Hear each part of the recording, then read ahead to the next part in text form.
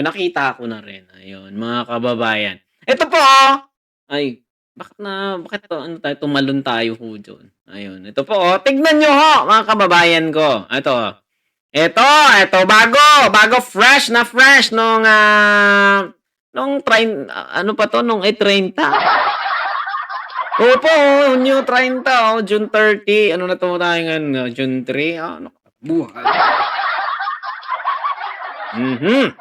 Eto po, Davao City bagsak sa kulungan ng isang 41 anyos na lalaki na kinikilalang anak ng isang barangay kapitan!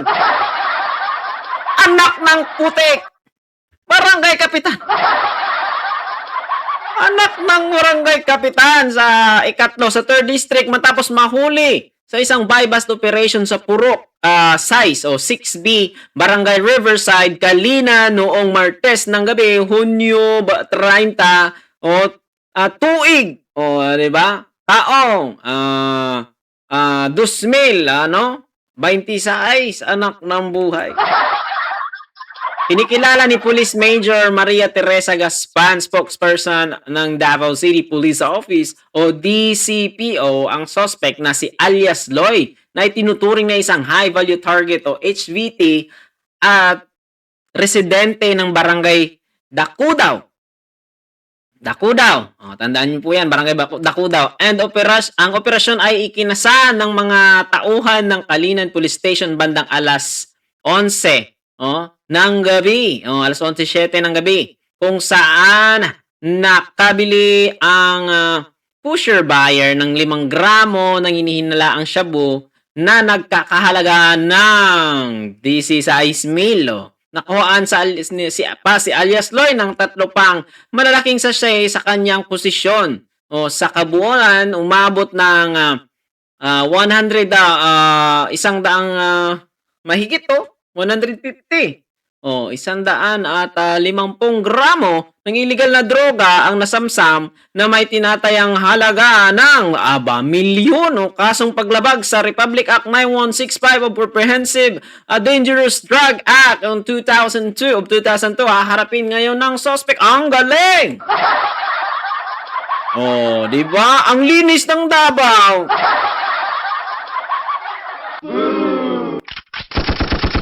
Ayan! Anak ng buhay yung linis. Diba po? Ayan, mga kababayan. Sino ho ang adik ngayon?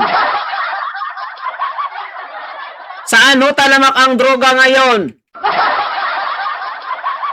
Kahapon, tinakil natin yung 20 years old. Ngayon, 41 years old na naman. Smells something like Groovy Max.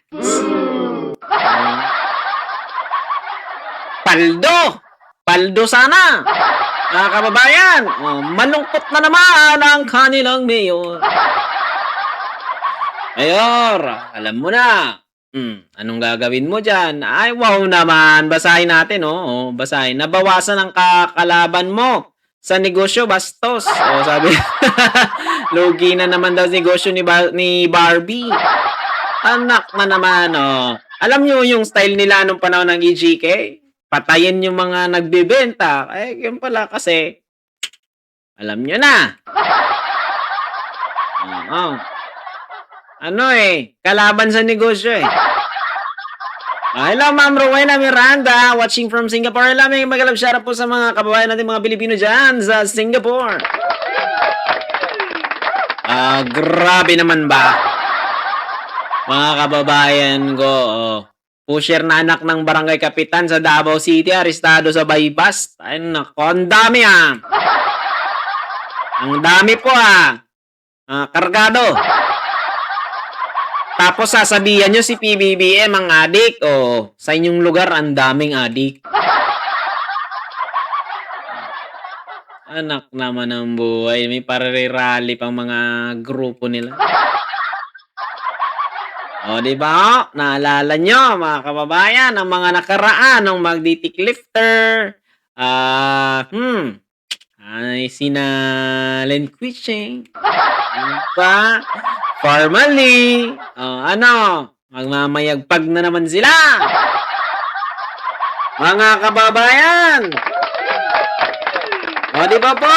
O, sa ano nyo, kakalait, kakabalahura sa pangalan ni PBBM, ayun, bumabalik ko sa inyo ang mga consequences na. Ako hindi naman po ako natutuwa. Ganyan no talaga. If you don't want to harvest on what you sow, ay what you reap is what you sow is what you reap, eh, 'di ba po mga kababayan?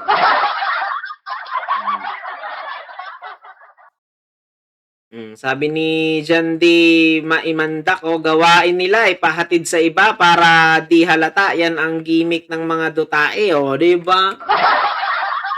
'Di ba po mga kababayan? Anak naman ang buhay nyo. Ay nako, sinong maniniwala sa inyo diyan? Ito Singapore din 'to, nahawig daw 'to sa Singapore ang Davao, eh. Binaha yung, yung Maynila. Bakit ba sa Davao hindi binabaha? Pagsabihan nyo, hindi taga Davao. Harap ng buhay nyo. Di ba po? Ano yan? Style? Style nyo, bulok. May paano-ano pa kayo, yung pala no? Yung Farmally, ginamit sa COVID, yun pala pera-pera. Tapos si PBBM ang titirahin nyo. Anak ng buhay, nagpipinta nilang ang former dating president, former president. Sinabi niya yun, nagpipinta nila siya at nagmamiriwana. Tapos ang adik si PBBM, aba, ang galing. Anak naman ang buhay.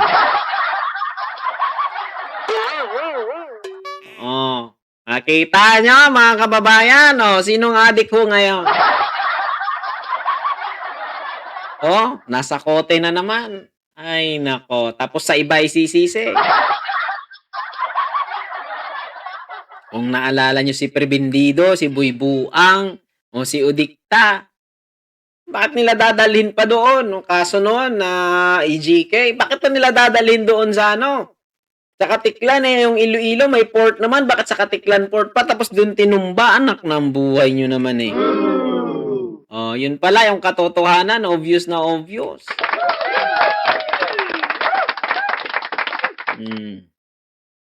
Diba? Yan ang gusto nyo. Bumabalik sa inyo. Kita nyo ho yan mga kababayan. Masakit ho ang katotohanan. Pero ganyan ho talaga Hindi natin pwedeng i-deny mga kababayan ko. Kung meron ho ditong makaduta, bahala ka dyan. Masakit talaga yung katotohanan. Masakit ho ba mga kababayan? Ay nako, maraming kabataan na nasisira ang buhay dahil sa droga. Bakit ganito? Bakit ang dami dyan sa Davao? I-explain nyo nga ho. Ultimo nga mga nyo dyan sa, ay nako, mga trabahan, makin mo positive sa droga.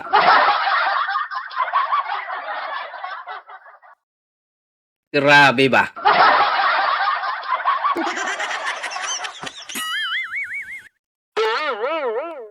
Ngayon, lugi negosyo.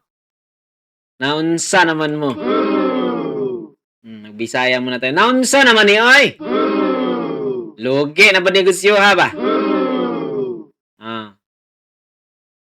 Tapos papatayin nyo yung mga tao, ibibinta nyo sa mga tao. Ito yung adik, ito yung nagbibenta. Ako nga, pinagkambalan ako ng adik. Ewan ko, sundalo yun tribo yun Tribo na taga-Bukid nun.